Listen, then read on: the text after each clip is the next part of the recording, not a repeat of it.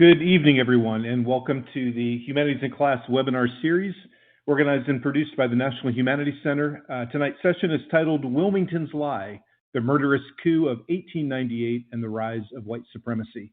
Our guest and our speaker tonight is David Zuccino. He's a journalist and a writer for the New York Times, and I'll be the first to congratulate him on winning the 2021 Pulitzer Prize for General Nonfiction for the book that tonight's talk is based on. Hey everybody, this is Andy Mink. It's wonderful to have you back to our webinar series. This is the first, we're batting leadoff. This is our first of a wonderful 40 session series that we have set up this year. The Vice President of Education at the National Humanities Center, and on behalf of Mike Williams, who's with us tonight, and newcomers to our team, Jerry Ligo and Meredith Graham, we all want to welcome you back to what I hope is a little bit more of a stable and predictable school year. I suspect you're all rolling your eyes at me right now because it's probably going to be anything but that. On the other hand, I do hope that getting back to your students, perhaps face-to-face, maybe in some kind of hybrid model, returning to your curriculum, kind of turning your attention to the autumn and the fall and the, all those little anchors that we have to our academic years is invigorating for you. We really do genuinely appreciate you choosing to spend then another hour and a half with us on a school night. I thank you for joining us, leaving your classroom, and turning on yet another video room to join us in this conversation. The center, in some ways, is going through the same kinds of hesitant and optimistic returns to normal that you likely are. We reopened the center to all staff about 2 weeks ago. We still have been very, very aware of and very respectful of social distancing and public health kinds of concerns. Our new fellowship class will be joining us the day after Labor Day. So at that point, we'll be bringing scholars and academics and experts from all over the country to do their good work at the center. And then it's going to start to feel a little bit like a return to normal for us. I can tell you that after spending time now with the staff for about a week and a half, after not seeing them in person for nearly a year, that when they heard about tonight's beginning of the webinar season, they see the work that we're doing in education, to a person, they all extend and offer their appreciation and their good thoughts for the work that you're doing. It's more than curriculum now. Now it's reintroducing students to this notion of community. It's navigating the complexities of the political world we live in. It's trying to find accurate and available information to be fully aware of the nuance of what you teach and the conversations you have and the directions that you lead your kids. So we're hopeful that the webinar series in general and that tonight's session specifically gives you those kinds of resources, those kinds of accurate, vetted, scholarly resources that you can use to feel more centered and more confident in the conversations you have with your students. All the work that we're going to be sharing tonight is found in the Humanities in Class Digital Library. The digital library is a free OER platform. All of you have library cards and can access it at any point. And when you do so, I would encourage you to go ahead and sign up to join the group called Humanities in Class Webinar Series. This is where we organize all the resources that we've put together for each session. This is where we will add the recording of tonight's session, both the full extended version as well as the edited short clips of different topics that we discuss. This is also where we add some resources that have been pulled together and curated to address these topics. Again, all this work is free and it's democratically accessible, and I hope you do find it useful for your curriculum planning. In particular, I would take a look at the resource that we have attached to tonight's session because it does include excerpts from David's book, and he was very generous and very gracious to allow us to share these readings with you in advance. Our intention is to give you a little bit of backstory and back knowledge before entering this topic, but also now you can complete tonight's session and perhaps go back and read that passage and begin to make better sense of it. What's great about the digital library is it has not only all the materials available from the National Humanities Center, that includes what to date has been our most popular webinar recording. 2 years ago, we worked with past fellow Adrienne Lentz-Smith to better understand the history of white supremacy. But you can also access materials from nearly 95 other content providers. Folks like the American Archive of Public Broadcasting, folks like the New York Historical Society. By searching the library as you would a card catalog, there it is, I'll date myself, you can begin to use the metadata that drives this microsite to find the kinds of resources that can support what you teach. Of course, if you do have an interest in the theme and the topic of race, place, and social justice, I would encourage you to go ahead and take a look again at all the wonderful sessions we have scheduled for the fall and the year. Throughout the fall, we'll be working with different scholars from different backgrounds and different disciplines to really try to narrow the space between how we discuss and how we understand the background of the community that we live in, but also ways in which you can access that information for your younger students. It is true that our work is primarily for educators, but I always encourage you to invite your students, whether they listen to recordings afterwards or perhaps join our sessions live. I'm incredibly thrilled that Jenny Snoddy down in Marietta, Georgia, invited several students of hers, including George and Oscar. Hey, George. Hey, Oscar. Welcome. Really glad that you can join us tonight. If any of you want to invite your classes, please do just have your students sign up for a library card and then register for a webinar. We would love to have them, and I'm happy to work with you in advance to bring some questions from them to the speaker, to the scholar that night that they can address very directly. All of our webinars, as you know, earn 5 professional development credit hours, but if you really want to get deeper in these topics, you might consider one of our online courses. Each of these courses register 35 professional development credit hours, and the next slate of courses will begin in just about a week and a half from now. We do have a new course this year that we're really excited about. Mike and Meredith developed this in collaboration with the New York Historical Society, called Women of the Americas, Early Encounters and Entangled Histories. This gives you about five weeks worth of really involved, evidence-based, primary source-based work around women's history in the early America. All of our work is informed by and vetted by our Teacher Advisory Council. I see many members of our previous councils in the room tonight, but I want to formally welcome this year's incoming class of our Teacher Advisory Council. These 21 educators ranging from elementary school all the way up to college level classrooms really are the voices that allow us to connect with what each of you are doing in your work, in the culture of your schools, and the needs that you have and the concerns that you might have. And I want to thank them in advance for the work that they do on behalf of the center. The webinar tonight, as you know if you've attended them in the past, is an audio and PowerPoint only webinar, meaning you will not have a video feed. You won't see us, you'll hear us. It'll feel a little bit like a radio program perhaps, but we will be accessing the materials through a series of slides on PowerPoint. You'll see that right in the middle of your screen. You will have access to that PowerPoint at the conclusion of tonight's session. I'll put it back in that group as an OER resource. If there's any time that you are navigating and you're listening and you're engaging with us tonight and the audio or the volume just isn't working right, you can, per arrow number 2 there, find an audio button just underneath the picture of the lead speaker, and you can toggle that back and forth. If for some reason you lose your screen or it's just not connecting well with your Wi-Fi, then it does not disrupt us, nor does it disrupt your record of attendance. If you close your window, go out and come back in. So please feel free to do that. And finally, your participation tonight is really critical. We do encourage your thoughts and your questions. We want you to share ideas with each other, but if you have any formal questions that you'd like tonight's speaker to address, then please drop those in the Ask David Zuccino tab. And as the moderator, I'll bring those forward and give David a chance to address them when the time is right. So again, you have joined us for Wilmington's Lie, the Murderous Coup of 1898 and the Rise of White Supremacy.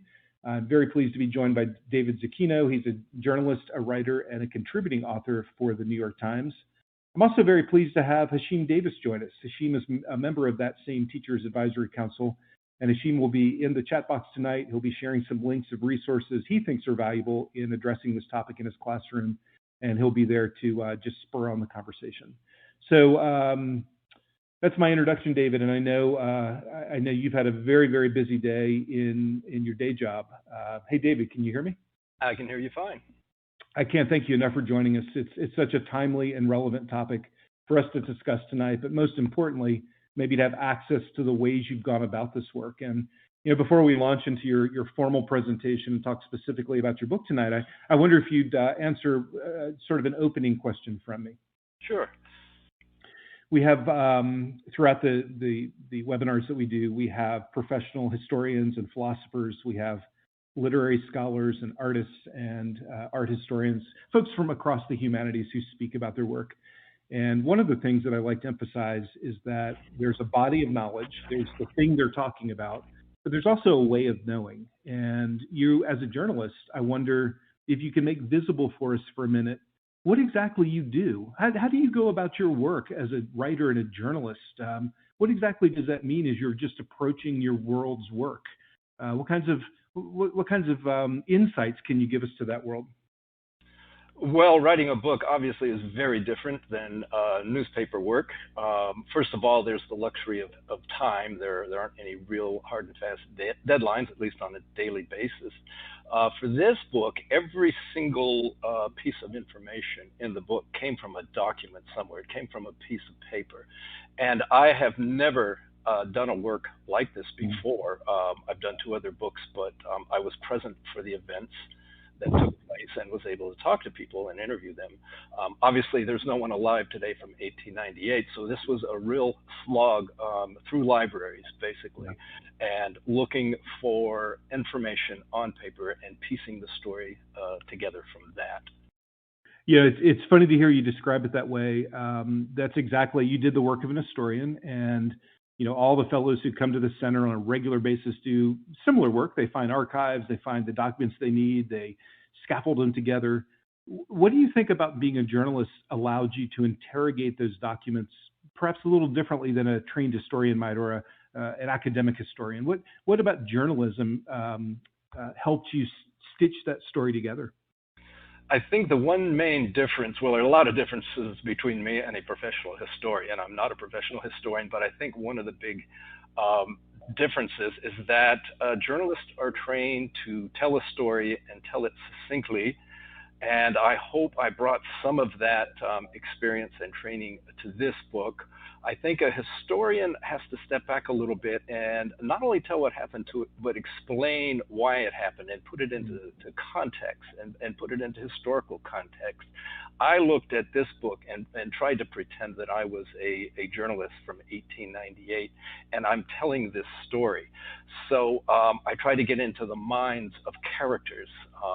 Again, everything in this book is documented. It's not historical fiction, but I can learn a lot about their motivations from their letters and from their memoirs and from what was written about them. And through that, and through telling the story, get to their motivations, explain why things happened, explain how they happened, but keeping in mind that I'm telling a story, that I'm building a narrative that starts from point A and gets to point Z at the end. And by the time you get to the end, hopefully you will have been on this roller coaster up and down and been interested enough to follow through and see what happens. That's really it's a fascinating way to describe that, and I appreciate this notion of telling the story, of trying to have empathy for the characters and understanding. By the way, characters does not imply fiction; it means the people, the actors, the agents that are in this story, and really finding their voice. We appreciate that. We appreciate the wonderful work you did in this book, and we're anxious to take this journey from A to Z with you tonight. Thank you for being here. Thank you, Andy, and thank you for inviting me. This is really fascinating. I've not done something on this scale before, and I appreciate the fact that so many people have shown up and are interested in the book and interested in this topic. Just quickly, I should warn you that I'm a writer and a journalist. I am not a polished public speaker, as you'll quickly find out. So bear with me, and we will get shortly, or I hope, to the Q&A, and I'm really looking forward to your questions and comments. So I'd like to talk tonight about a violent event from 123 years ago that still reverberates in some of the racism, demagoguery, misinformation, and political violence we see today. On November 10th, 1898, at least 1,500 heavily armed white supremacists in Wilmington, North Carolina, carried out the only armed overthrow of an elected government in American history. White vigilantes and white state militiamen killed at least 60 black men and drove more than 2,000 black citizens from the city 2 days after the 1898 midterm elections. At the time, Wilmington had one of the few multiracial governments in the South with black men in prominent positions. But the white mob evicted all 10 city aldermen, the mayor, the police chief, and other elected leaders, black and white, at gunpoint and installed coup leaders in their place. They burned the city's black newspaper and tried to lynch the black publisher. They banished black leaders who survived the assault, as well as white, quote, race traitors who had served in city government with black men. This slide that's coming up now was a handbill that was handed out during the summer and fall of 1898, telling white citizens to be on guard for these, quote, degenerate sons of the white race. And these were Republican white politicians who had aligned themselves with black voters in what was called fusion at the time, and put this multiracial government in office in 1897 in Wilmington, only a year, just a little bit, I guess about a year and a half before the actual day of the riot. On the day of the riot, these black and white leaders were marched at gunpoint to the Wilmington train station, thrown aboard departing trains, and told, "Don't come back or we'll kill you on sight." And not one of them ever dared return, not one. And here is a photo from newspaper coverage at the time, and you can see these armed white men. It's a grainy photo, but after these black men had been held overnight in jail, and the leaders of the coup found themselves in a difficult position of trying to protect their hostages and their captives from a howling mob that was trying to get in to lynch them. They survived the night, and they put them on the train the next day. Now, the 1898 coup was a pivotal event, not just for North Carolina, but for the entire South. It cemented white supremacy as city and state policy for the next 60 years, and inspired whites across the South to use violence and terror to snuff out the black vote. It also turned a black majority city into a white supremacist citadel. Wilmington was 56% black in 1898. Today, it's less than 18% black. And after the coup, black citizens in North Carolina did not vote in significant numbers for almost 70 years until after passage of the Voting Rights Act in 1965. Now, in 1896, 2 years before the coup, there were 126,000 registered black voters in North Carolina, 126,000. By 1902, just 4 years after the coup, the number had been whittled down to 6,100.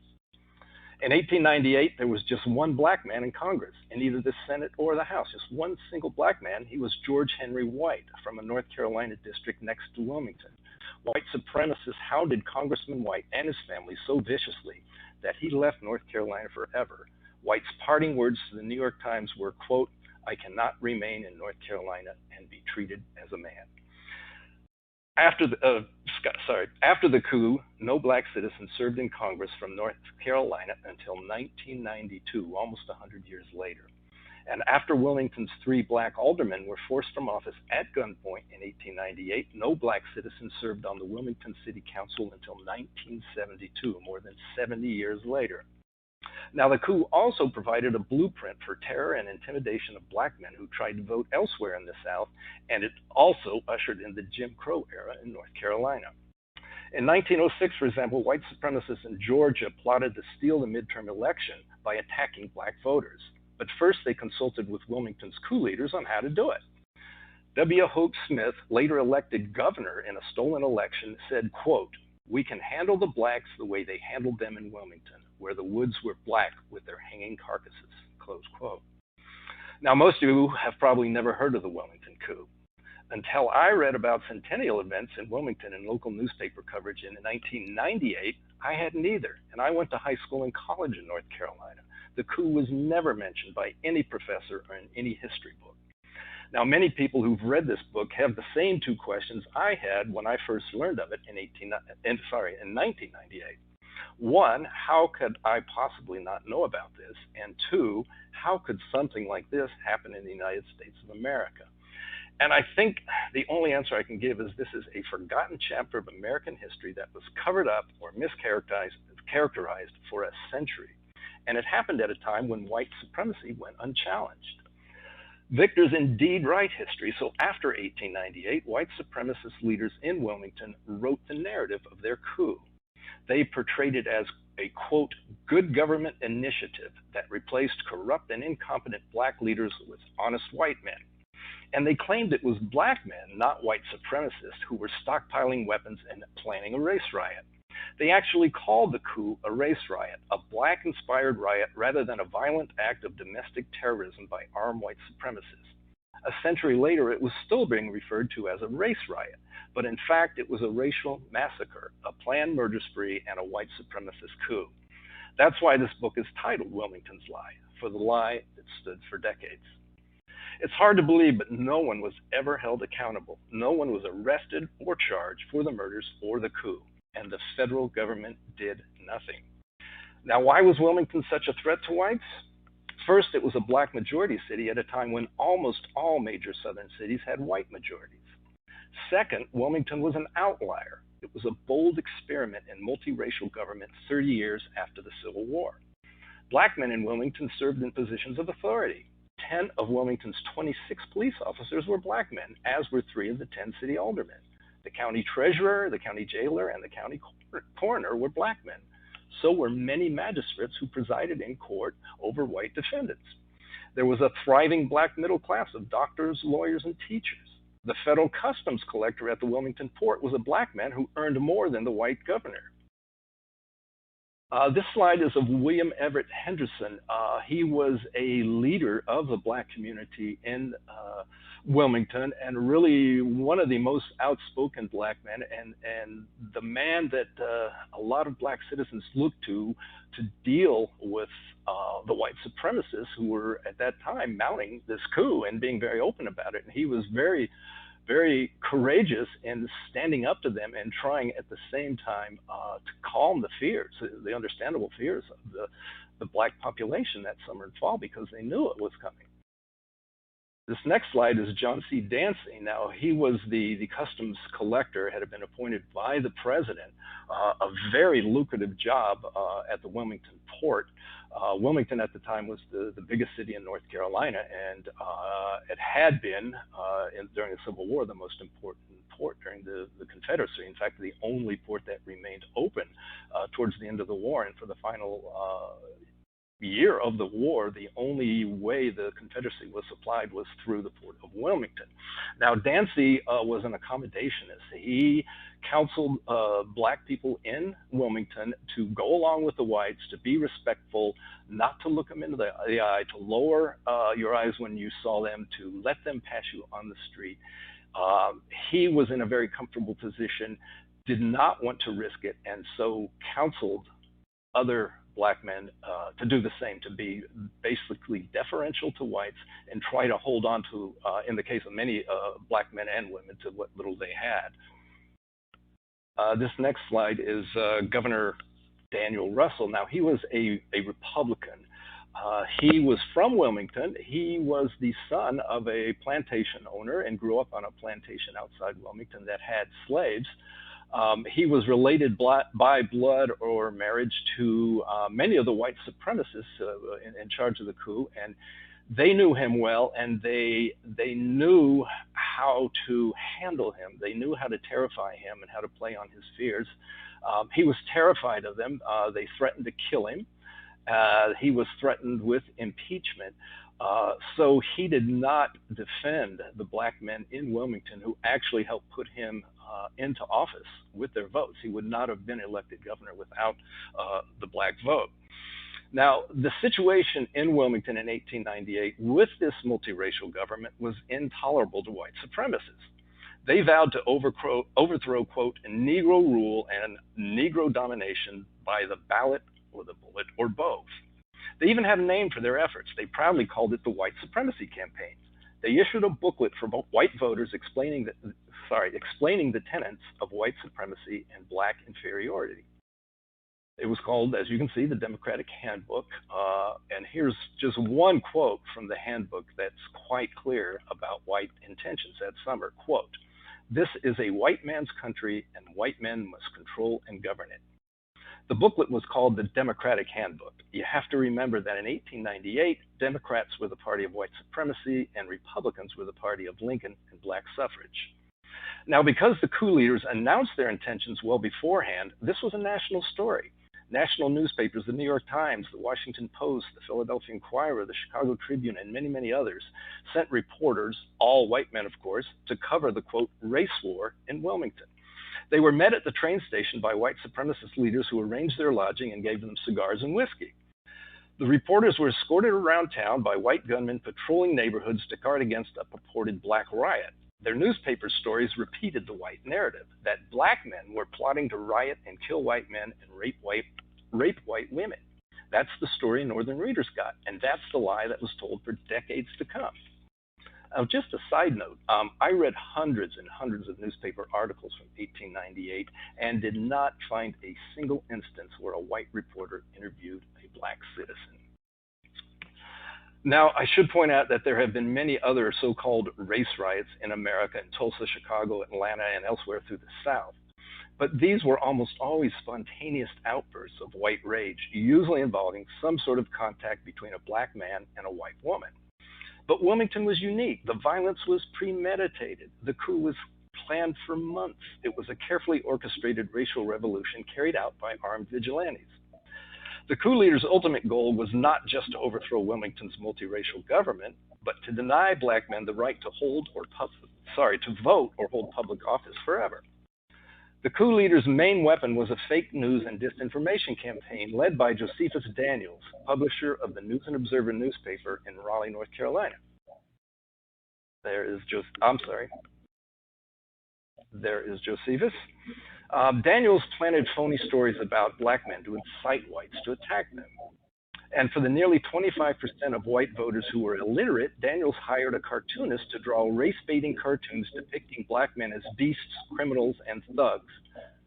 I don't know how well you can read these or whether you can read the captions, but they are in no way subtle. They get right to the point, particularly the black vampire in the lower right, tagged as Negro rule, and I think the caption is something like the vampire that hovers over North Carolina. And if you look closely, you'll see he's got these black hands with these terrible claws clutching at fleeing white women.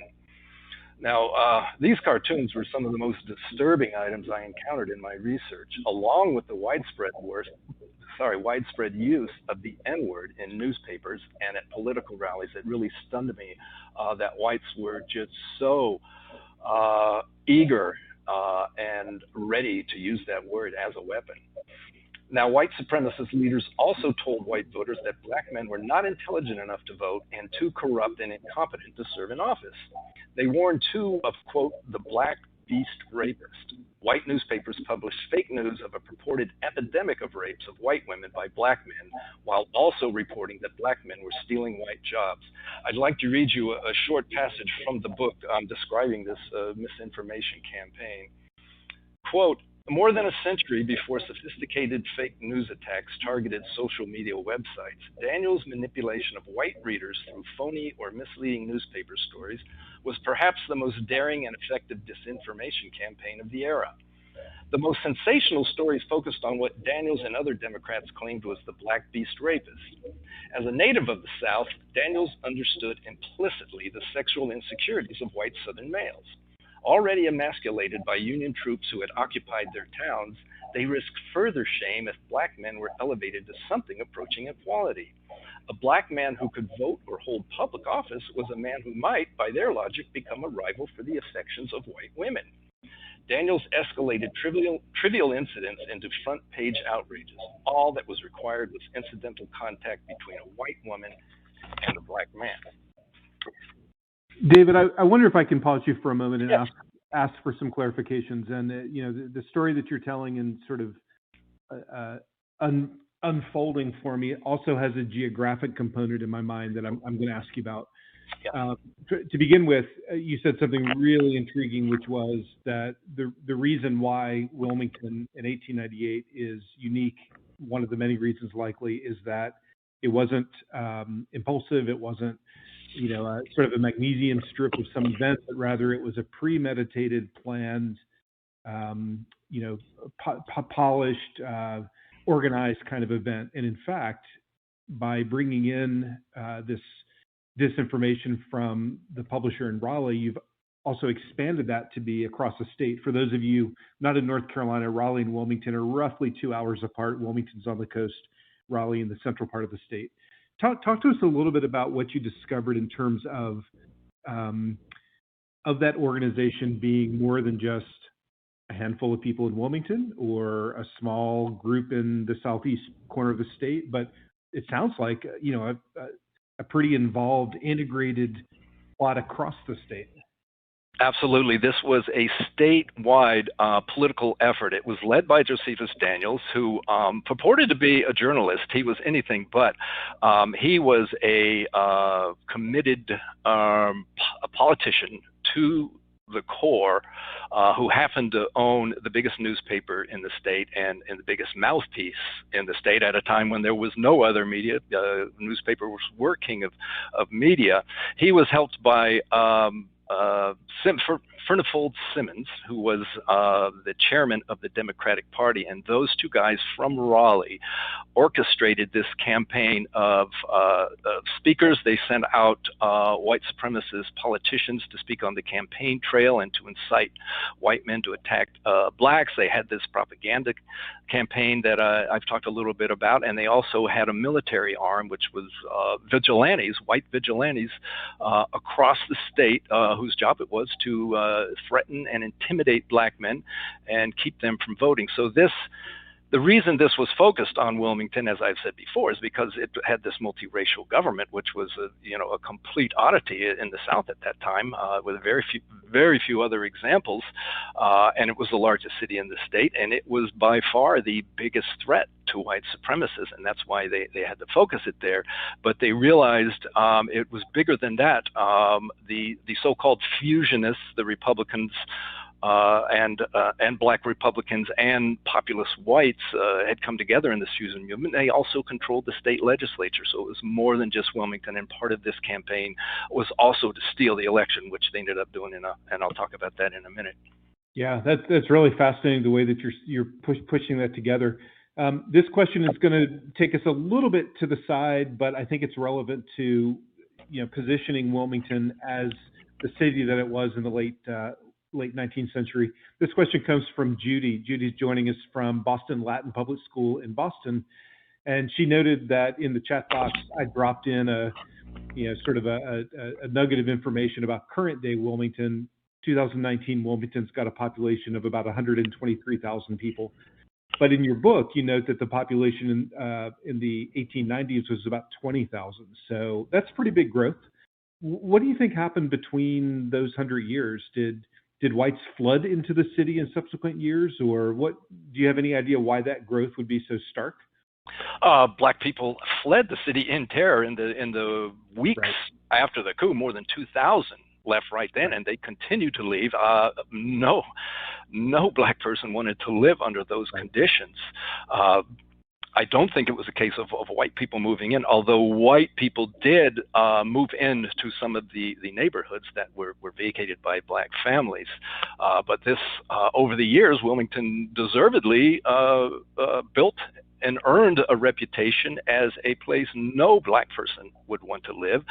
It was known throughout the South for its white supremacist leadership. And the white supremacists, starting with that generation of 1898, controlled politics and controlled public discourse in Wilmington and much of the state for 50, 60 years, up until the Civil Rights Movement, really. Yeah, that's a great point. I do want to bring forward a comment that Candy Beal, friend over at North Carolina State University in Raleigh, just dropped into the audience chat. And she notes, David, that Daniels Middle School, which is in Raleigh, has actually been renamed as Oberlin Middle.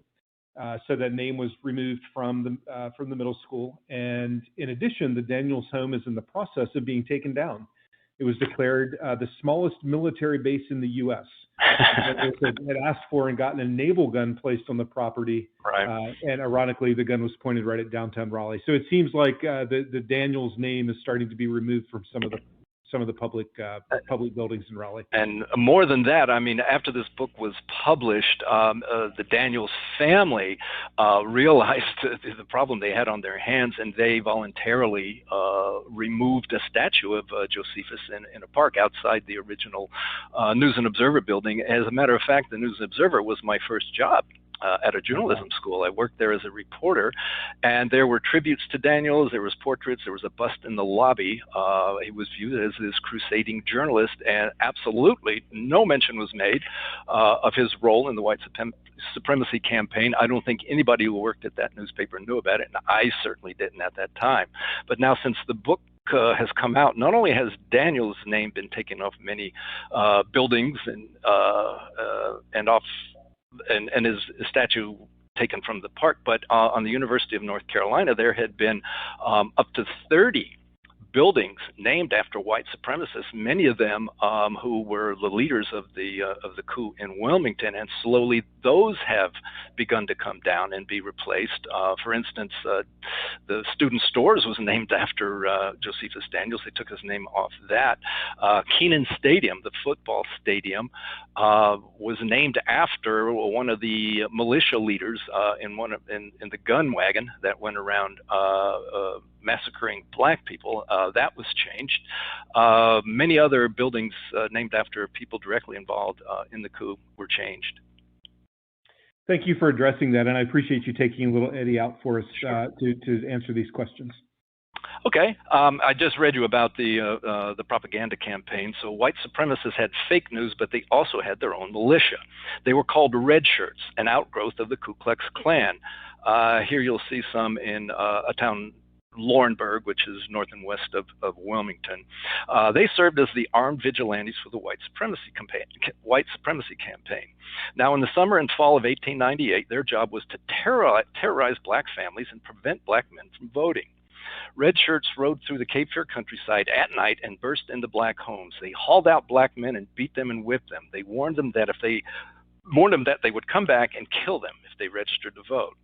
Now, let me read you what Josephus Daniels had to say about the Red Shirts. This is going to be from his memoirs, which were written in 1941, which is 4 decades after the coup. But even after all that time to reflect, he still proudly supported vigilante attacks on black men. Quote, this is again from Daniels' memoirs in 1941. If you have never seen 300 red-shirted men towards sunset with the sky red and the red shirts seeming to blend with the sky, you cannot conceive what an impression it makes. They usually rode horses and had weapons, and their appearance was the signal for the Negroes to get out of the way, so that when the red shirt brigade passed through the Negro end of town, it was as uninhabited to all appearances as if it had been a graveyard. That was the psychology of the red shirt parade. Many Negroes either did not vote or made no fight in the affected counties on election day. Now, on election day, November 8th in 1898, the red shirts intimidated and beat black men to prevent them from voting, and they actually stole the election. They stormed several voting stations. They stuffed ballot boxes, replacing Republican ballots with phony Democratic ballots. Some precincts reported more Democratic votes than the total number of registered voters in the precinct, so the fraud was obvious. Now, in addition to red shirts, the coup leaders had 2 state militias, the Wilmington Light Infantry and the Naval Reserves. This is the Wilmington Light Infantry, obviously all white men. These 2 militias were the National Guard of the day. They were supposed to report to Republican Governor Russell in Raleigh, but they were made up of white supremacist soldiers commanded by the leaders of the coup. Now, merchants had bought a $1,200 Colt rapid-fire gun for the Wilmington Light Infantry and another machine gun for the Naval Reserve, so they'd have the firepower to terrorize the black majority. If you look closely to the left in this image, you can see the machine gun. It's a little hard to make out, but that gun was dragged through the streets to terrify and intimidate black men. And you can see the men on there, Wilmington Light Infantry, and I think just some regular citizens, heavily armed. And on the day of the coup, they just roamed through the streets, shooting any black man they saw. Now, the summer of 1898 was also the summer of the Spanish-American War. The militiamen were called away for federal service, but white leaders made sure they were back in Wilmington for the coup so they could unleash them on black citizens. On the day of the coup, the white militiamen were still in federal service. They were not mustered out till 2 weeks later. So that meant that federal soldiers murdered American citizens with impunity. Now, black soldiers also served in the Spanish-American War, but white leaders made sure they were far from Wilmington on the day of the coup, at a training camp in Georgia, hundreds of miles away. Now, the absence of not all, but many of the young black men in Wilmington who were trained in the use of weapons and joined the so-called colored brigades had left the black community defenseless. Whites had been arming themselves all summer. Actually, gun stores ran dry and weapons had to be brought in by train from Richmond and Baltimore. And all of Wilmington's gun dealers were white, and they refused to sell weapons to black men. So the black community had very few weapons, but it did have its defenders. One was Alex Manly, the black publisher of the black readership Daily Record and the grandson of a white North Carolina governor. There's Alex. And as a journalist, I was really drawn to Manly. He was a fascinating character. He was bold and courageous. He challenged white men in print and demanded civil rights for black citizens as promised in the 13th, 14th, and 15th Amendments. Now, in August of 1898, at the height of the white supremacy campaign, Manly wrote an incendiary editorial about race and sex that almost got him lynched. The editorial was a response to Rebecca Felton, the wife of a Georgia congressman, who gave a speech in Georgia alleging a rape epidemic in the state. She said the only solution was, quote, the lynch rope 1,000 times a week if necessary. Manly read this and responded the very same day. He wrote a scathing editorial pointing out that most black men lynched for supposedly raping white women were in fact their consensual lovers. And he also wrote what everyone in Wilmington knew all too well, that white men had been raping black women with impunity for generations. Let me just read you one passage from an editorial that took up the entire page on the editorial page. Let me grab it here. Page 88 for those of you who are following at home. Quote, this is from the editorial.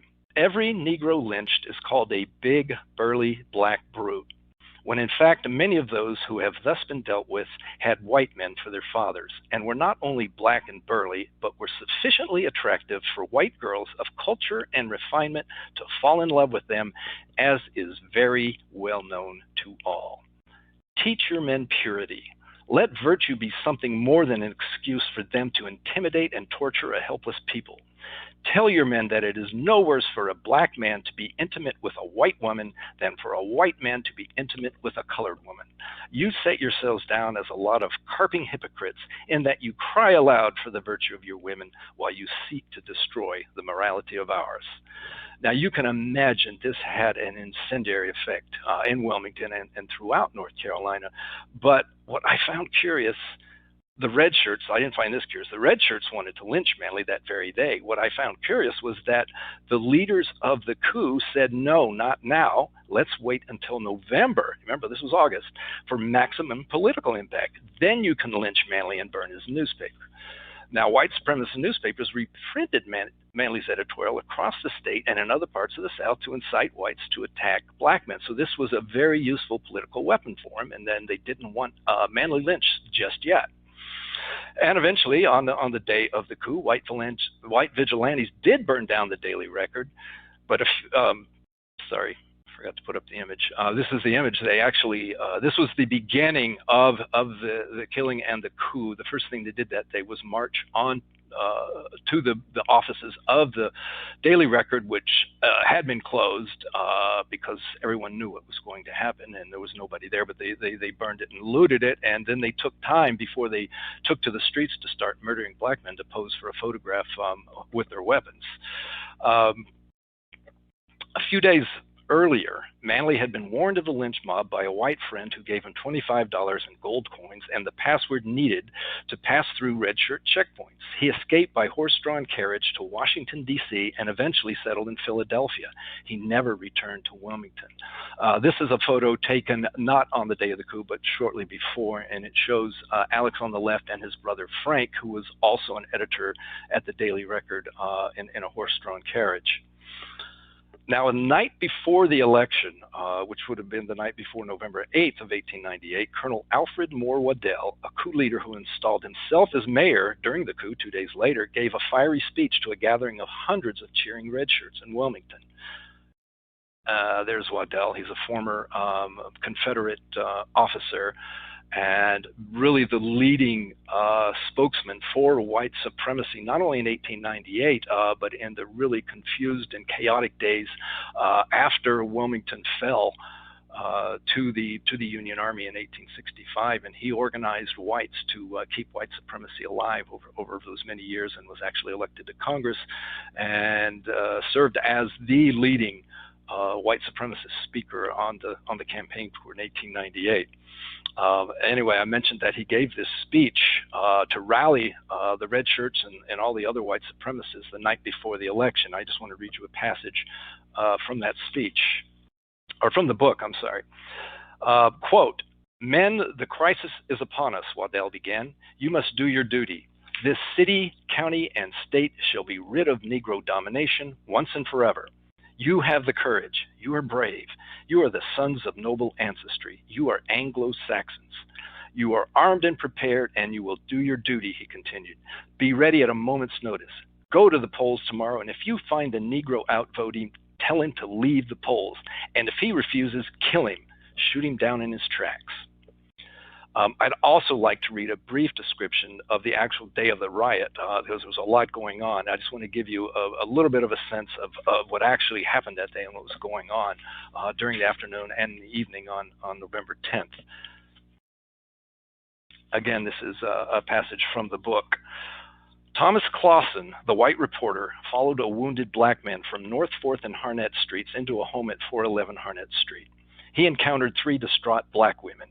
On the floor behind them was a black man named Bizzell, dead of his wounds.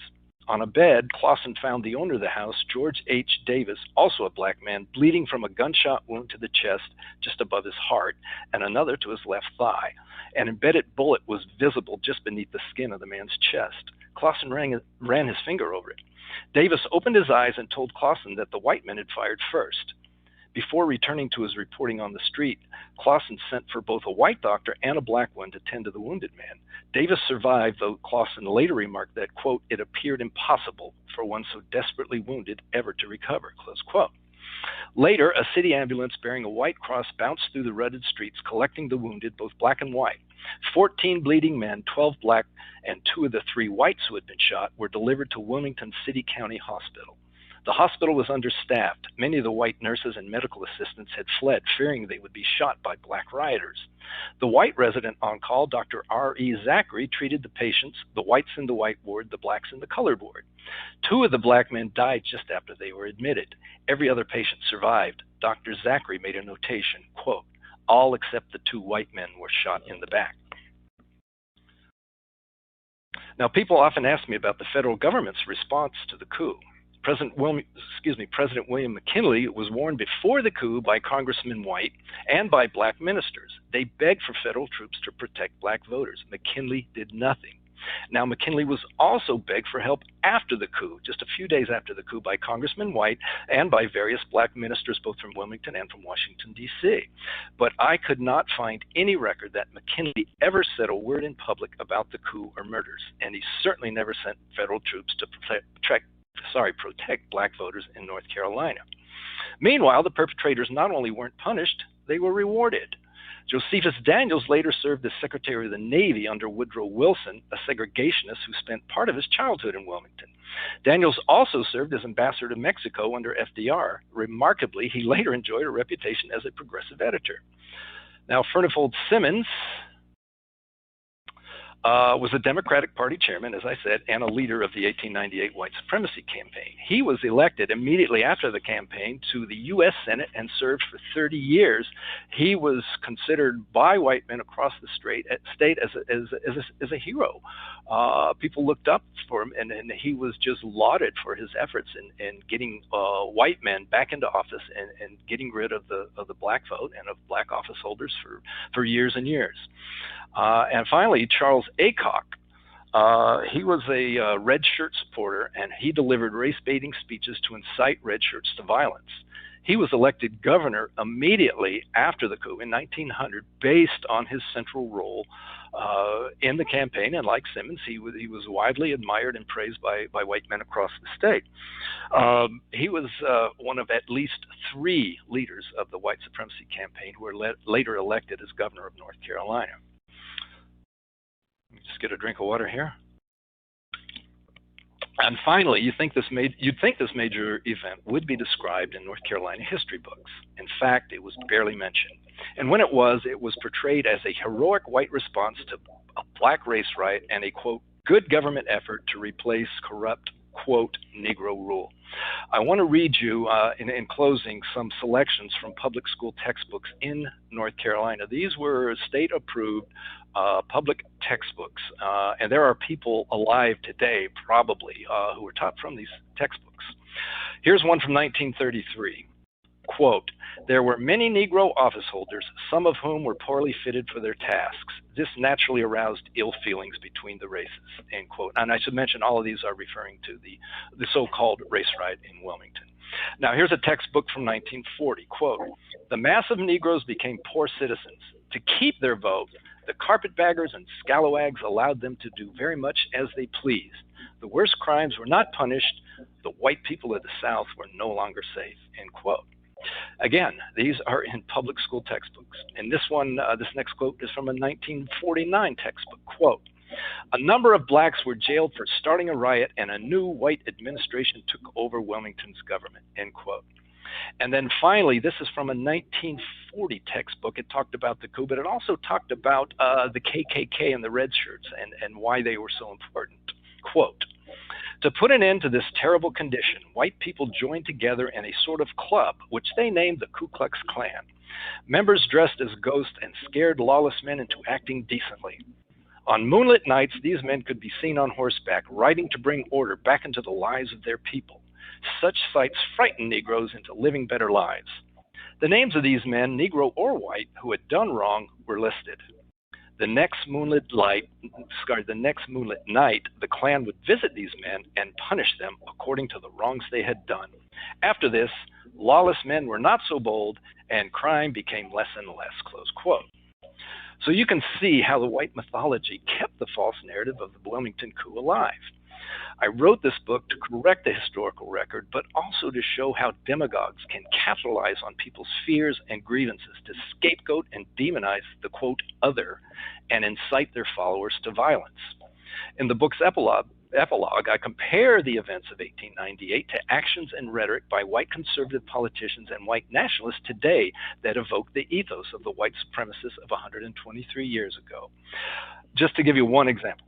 We all heard Donald Trump's warnings when he announced his presidential run on that escalator in 2015, that Mexican, quote, rapists, that was the word he used, rapists, were crossing the border to steal American jobs. One other example, just last January 6th, we watched Trump incite aggrieved white nationalist vigilantes into attacking the Capitol in an attempted coup. Now, white conservatives and white nationalists today aren't as nakedly racist or murderous as the white supremacists of 1898, but they're still seeking ways to suppress the black vote through voter ID laws, gerrymandering, and by rewriting election rules, as we see happening in Texas today. So if there's just one thing I hope people take away from this book, it's that we have to confront the ugliest chapters of our history to understand the roots of racism and hate and to learn from them. Thank you very much for listening. And Andy, I turn it back over to you. Well, thank you, David. We've got lots of questions queued up. And again, I'm going to encourage everyone in the audience to share any kind of formal question you might have in the Ask David Zuccino tab, and that'll come to me directly and I can bring them forward. Real quickly, I want to just follow up on one of the last points that you made. Again, this question is from Judy Freeman, and she's wondering if the public school textbook pages, the curriculum that you mentioned, are scanned or photographed or online somewhere, or did you simply find them in the North Carolina libraries? I found them in the North Carolina collection at Wilson Library on the campus of the University of North Carolina.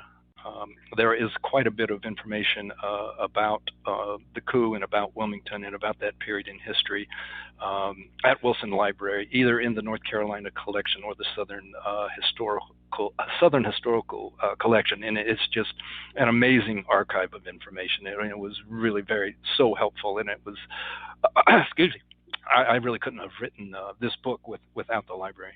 Yeah, thank you. A couple other questions I'd like to bring to you as folks consider others they might ask. To your knowledge, how did newspapers, how did the political world report this event outside of North Carolina and the South and Wilmington? How did the story get told outside of our state borders? It was basically as the white supremacists had hoped, and the news obviously was delivered by these white men who worked for these northern newspapers, with a few exceptions. As I mentioned, this was portrayed as good government, honest white men putting down a black race riot and restoring good government, and that's the story northern readers got. There were a few exceptions. Some reporters, very few, deplored the violence and described it as outright murder and described it as an illegal overthrow of the government. But even on the editorial pages, the few northern newspapers who wrote anything that objected to the coup didn't really object to the outcome. It was just the means that were used. They suggested somehow that the white supremacists could have gotten what they wanted, but without violence. So they deplored the violence, but not the outcome. And many other northern newspapers, and this really shocked me, said things like, this just shows that it was a mistake to give the black man the vote. He's not ready for it. Fantastic, thank you. Can you talk at all about the extent that populism may have influenced North Carolina politicians at the time? This question comes from Judith Batten. I didn't know anything about the Populist Party of mainly poor white farmers who in the early 1890s had gone through a terrible depression and drought, and crop prices had collapsed, and they became disillusioned with the Democratic Party. They felt that it had been taken over by powerful interests like banks, lawyers, and railroads, and they felt that the Democratic Party wasn't addressing their concerns as farmers.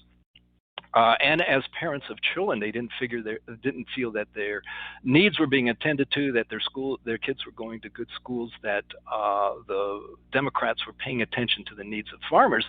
So they were ripe to be recruited by the Republicans to join black Republican voters, and what I explained earlier was fusion. So they had a very important role in putting the Republican Party, and particularly black men, in positions of power in Wilmington and taking the state legislature. And in fact, that, I think, is why Daniels and the other white supremacist leaders really focused on poor white voters. They knew these were the people that they had to turn around and rip them away from the Republicans and bring them back into the fold of white supremacy. And they were remarkably successful at it. I mean, the election was just overwhelming, and whites completely, even though it was a rigged election and it was stolen, I don't think they had to steal it to win. I think they would have won anyway. Yeah, certainly. Thank you. It's true that we're focused pretty explicitly on Wilmington and North Carolina. You've done a great job of tying this to other 20th century evolutions and events. But we have a lot of folks in our audience tonight who are not from the Southeast. And, as a journalist, as a writer, you often, it seems, find ways to make the local of global interest, of national relevance. What do you think, David, folks on the West Coast, in California, in Kansas, and other parts of the country, how should they help make sense of this local event in Wilmington that's not really local at all? Why does this matter to folks not in North Carolina? Well, I think all they have to do is watch TV and read the newspapers now. They can see some of these same tactics being used, and some of the same events playing out, and obviously in different ways today, with the voter ID bill that white Republicans tried to pass in North Carolina a few years ago, and it was struck down by the federal courts. And they said the voter ID targeted African Americans with surgical precision, and it was obviously an attempt to prevent black people from voting and making it as hard as possible for them to vote. And that wasn't going on just in North Carolina, or is not going on just in North Carolina. This is happening across the country. Today, Texas managed to pass in the state legislature the bill they've been trying to pass that makes it extremely difficult for people to vote and targets African Americans and Hispanics specifically. So I think people elsewhere in the country can really get a different perspective from what we're going through today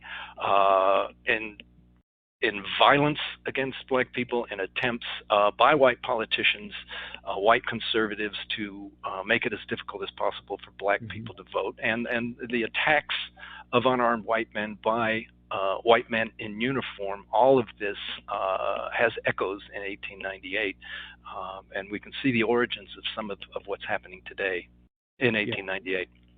Fantastic, thank you. Here's a question from Kate. Kate's joining us from Wisconsin. Recently the public has become more aware of what happened in Tulsa. In your mind, in addition to your book, has this story gained traction? Has more attention been paid to what happened in Wilmington over the last couple of years, do you think? I would hope so. I mean, nobody was talking about this before this book came out. It was unknown, and as I mentioned, it was unknown to me until 1998. So I'm hoping it helped put this event on the map. I mean, I've run into many school teachers around North Carolina who said they never knew about it, which is pretty amazing, but not so amazing when you think that, I went to high school and college here and didn't know about it, and I studied a lot of history, that I could work at the News and Observer with the paper that Josephus Dangels read and not know about it. So I'm hoping this brought this little-known incident to light and revealed for people just what a pivotal event this was and just what ramification it had up to today, 123 years later. Lee Holder, who is a past teacher advisory council member for the center and a teacher down in Lenoir, North Carolina, just noted in the chat box that he did a quick search in newspapers.com and found 27 instances of the Wilmington race riots being reported in California newspapers in 1898. It'd be interesting for our California teachers to see what California folks, how California was representing this event. Yeah, I did see references across the country to the coup, which they called a riot at the time. And you mentioned newspapers.com. That is a fabulous resource. Again, there's so much of the events and the details in this book came from newspapers.com, and I would encourage people to go on there and see how the coup or the so-called riot was reported across the country. Jamie Beck is curious, David, if you can, anecdotal, I'm sure. What's Wilmington like today? You've spent time there, I'm sure. You live in North Carolina. What's Wilmington like in terms of its culture and the way that it is, the way that the community is built today? On the surface, it's a very pleasant, beautiful city, but underneath there's still a lot of racial tensions, as I describe in towards the end of the book. In 1998, the University of North Carolina at Wilmington tried to reach some form of reconciliation between the white and black descendants of those involved in the coup, and it was very interesting. They actually brought blacks and whites together in churches and in public events, and people openly discussed what happened, and they managed to shift the narrative and tell the true story of what happened.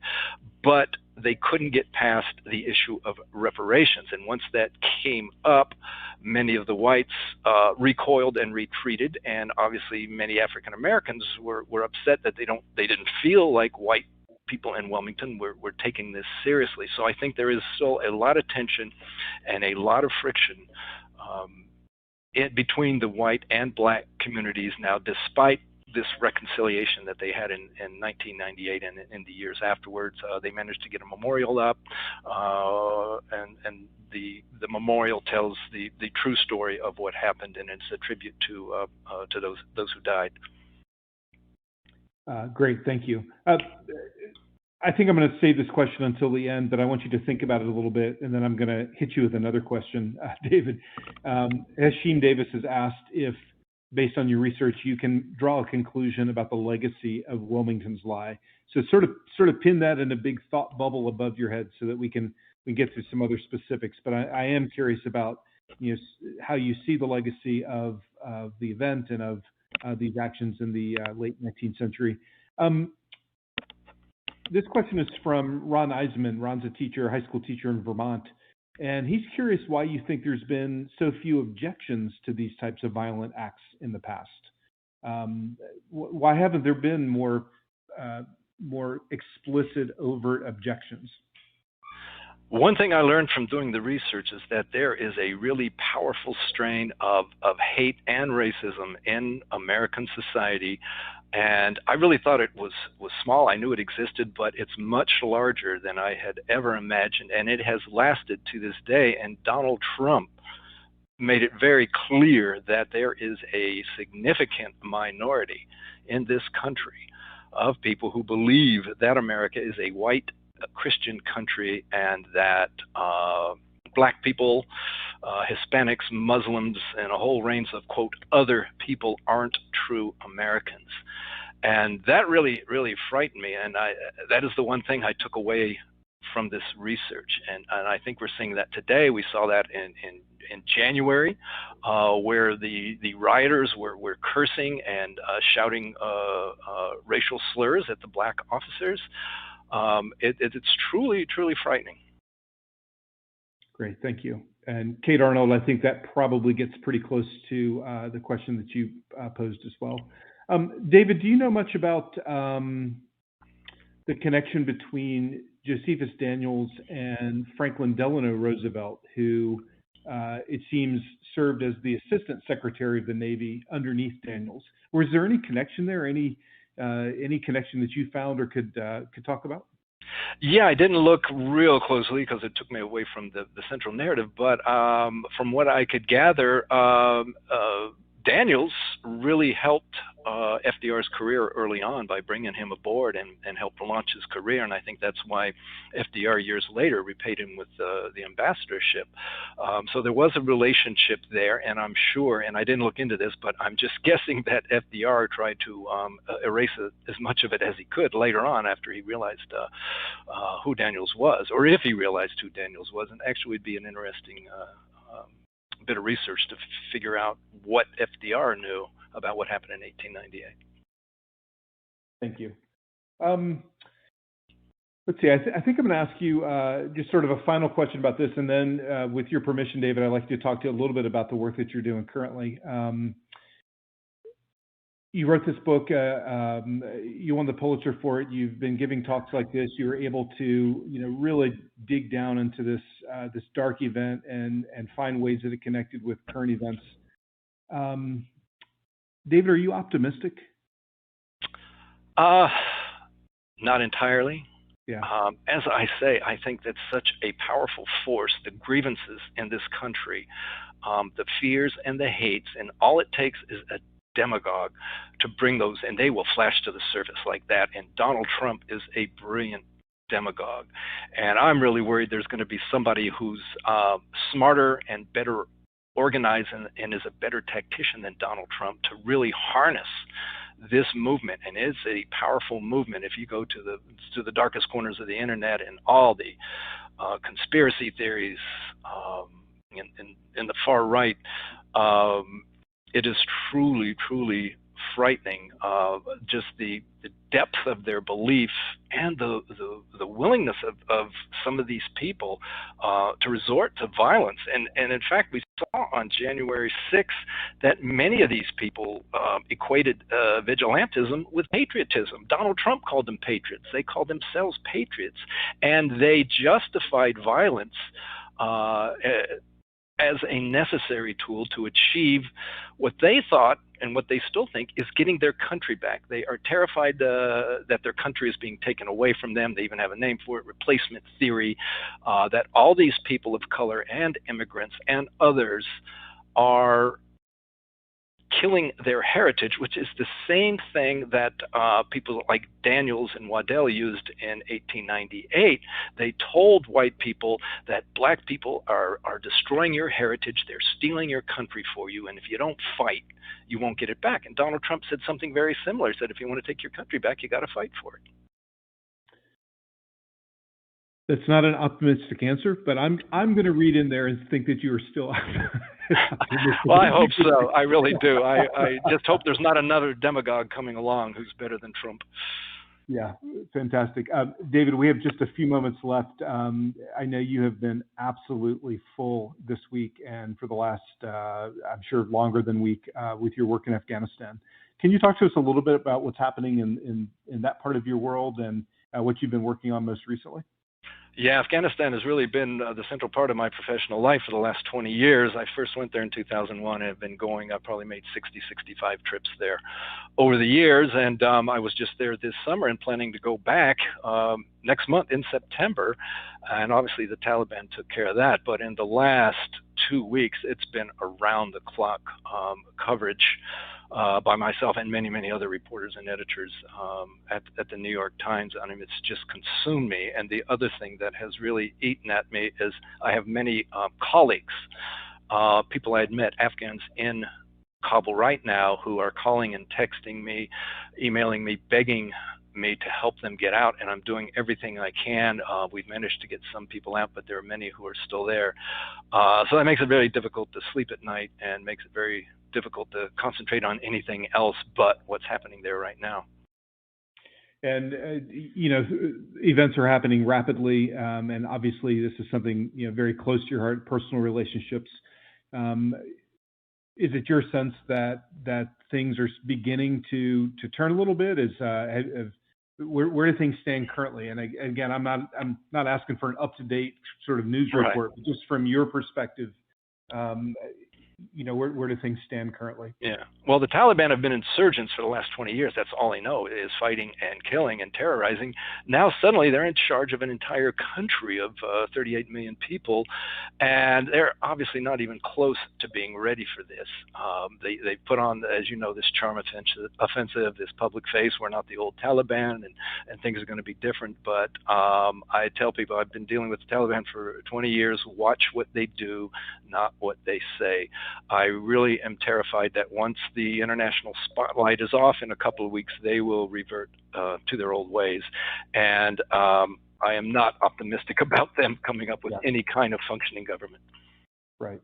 Yeah, you're absolutely right. Being the insurgent is one thing, but being the administrator is a much, much different set of responsibilities and worldviews. Do you feel like, in just again your own personal reflections on this, will this be very destabilizing? Is this something that really has some pretty massive consequences in the coming years? I really think so, particularly for women and girls, and for that whole generation of people who are in their 20s now who don't remember life under the Taliban from 1996 to 2001, which was extremely violent and repressive. These people grew up under the American umbrella with hopes for a better future and an assumption that the future would be better and brighter, and the Americans, I say to their credit, did provide new opportunities for women and girls and helped Afghanistan establish a very vigorous, free and independent press, and all of these things are under attack right now. Yeah. David, thank you so much for joining us tonight. Thank you for your work on Wilmington's Lie, and thank you for your work as you continue to monitor and do your best to help your colleagues in Afghanistan. We really do appreciate it. Thank you. Thank you, Andy. It was great to be with you. And I want to thank all of our participants tonight for joining us in this conversation. The National Humanities Center is dedicated to providing access to emerging scholarship and scholars around these kinds of complicated issues. I hope you continue to find relevance in our digital library as well as our upcoming webinars and the work that we do. Please do take a look at all of our websites for new activities and new opportunities. And I hope to see you at our next webinar, which, as it turns out, happens to be 2 nights from now. We're doing a doubleheader in this first week of the webinar season. I'll be joined on Thursday night by Shanna Gadarian. She is a professor of political science at Syracuse University, and the title of her webinar is Anxious Politics, Democracy in the Age of Partisanship. Again, I appreciate you joining us. Have a great day at school tomorrow. We'll see you again sometime soon, I hope, in the Humanities in Class webinar series. Good night, everyone.